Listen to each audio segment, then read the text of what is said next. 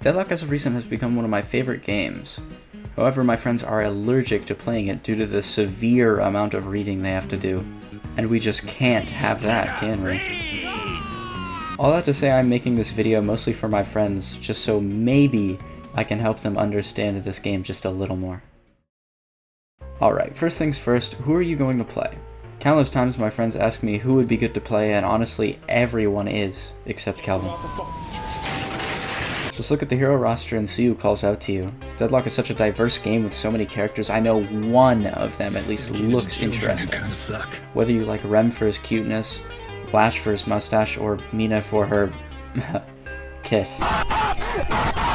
After you pick a character you like the look of, just dick around and see what their abilities do in the hub before you go throwing yourself into a game. Don't be afraid to read what the abilities do, but I know how much you love that. Now after all that, it's time for the fun part, items. I can't do it. I can't do it, Squidward! Okay, I know it looks bad, but I promise, all you need to know is that the blue star tab has all the items for your character you might need. I ain't saying the default builds are perfect, but I promise you, buying from here will at least get you familiar with what types of items are good on that character. Okay, after all that yep, I would say you're ready to queue for a game. Now don't worry, the game is built in ranked, so you should be matched against people your skill level off the bat. When picking your character, you have to pick at least 4 characters before you queue, but you can right-click them to set their priority, so if you really want to play one character only, you can just right-click them twice and leave the others with no priority. That way you get them pretty much all the time. Once you finally get in game, you will see on your minimap all of the lanes and objectives. Always be checking the minimap. If you don't, you're going to be running around blind for more than half the game. But the game starts off in the lane phase. I would say this phase lasts for like 10 minutes usually, but you should never leave your lane until you kill their guardian. After that you can go fuck off and farm or whatever.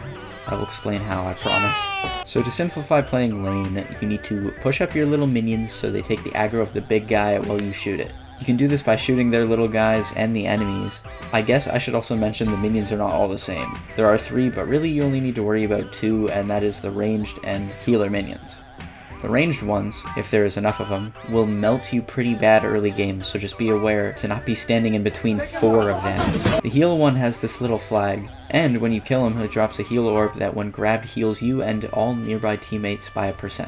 All minions have these orbs that float out of them. Blue orbs are ours that give souls when they expire, and orange orbs grant the enemy souls when they expire. Always be trying to shoot their orbs to steal that money that they would have made. But be careful, as they can do the same to ours, so just be on the lookout to shoot both our and their orbs. You can also melee kill minions so the orb doesn't spawn, and you won't have to worry about them stealing. I got fucking raw! Speaking of melees, you can tap Q for a quick melee or hold Q for a heavy melee. But be careful, as you can easily be parried by pressing F. Okay, you got that? Shoot minions, shoot enemies, don't push up when you don't need to. And please remember to buy items. Starting items are only 800 souls, by the way. And play to your character's strengths. If I see you only using your primary fire on an ability/spirit character dealing no damage, I will personally call your blunder. If you manage to kill their guardian, you should stay and defend yours. And if they break yours, stay in lane until you break theirs at least. But once that's all done with, you can just go ahead and farm. Farming is pretty simple. Just look on the minimap. Once again, important, and go to one of these symbols that look like a DVD eject icon, I guess. They have these little one-eyed freaks, and if you kill them, you get souls. Just try not to fight the really big ones until you think you're ready. Another way to get souls is the sinners. The icon looks like this. Just hit it with 4 heavy melees until the lights at the top bar start ticking up. Now make sure you're pretty close to it for this next bit. When the lights hit the last 3 like this, hold Q and it will hit it and give you some souls and give you 4 small permanent buffs. Side note, you should break these boxes and statues and grab what is in them, as they contain souls and small perm buffs. Once again though, please keep an eye on your minimap.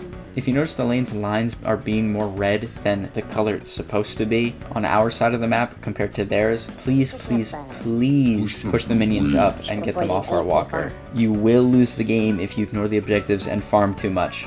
Trust me, I do it too much. But that is basically how you farm. Just be careful not to go too deep into the enemy's side, or you will be jumped. Now, every once in a while, there will be stuff that spawns around the map, like these buffs in mid-boss. The buffs are temporary stat buffs that improve the stat of what the crystal shows. Still important to grab if you're a spirit character and the spirit buff is there. Best to grab it before the enemies do. Now mid-boss is the big one. It is a big one-eyed freak that when killed gives your team 3 instant revives, although you need to be pretty strong to fight it as a team.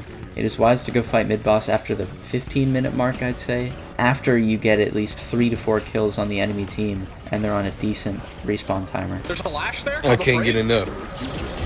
Uh-oh. That's not good. Back with another milk. Help!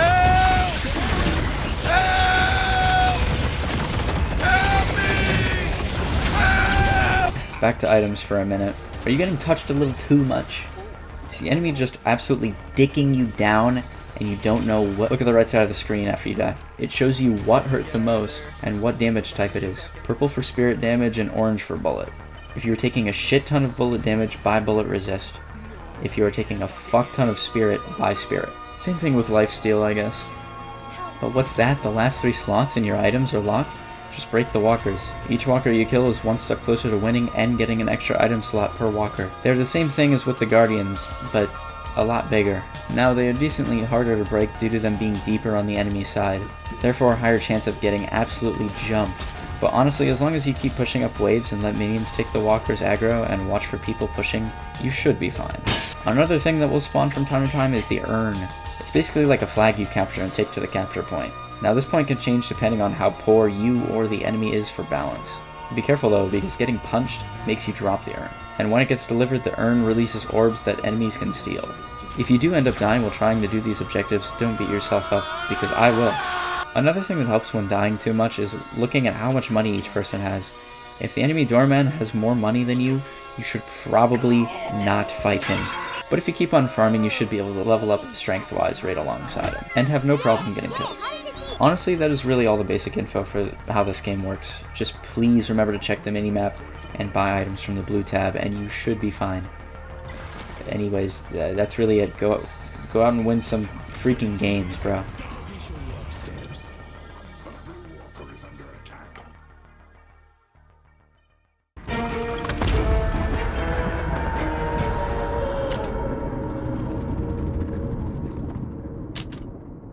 Maybe new. How about you get a fucking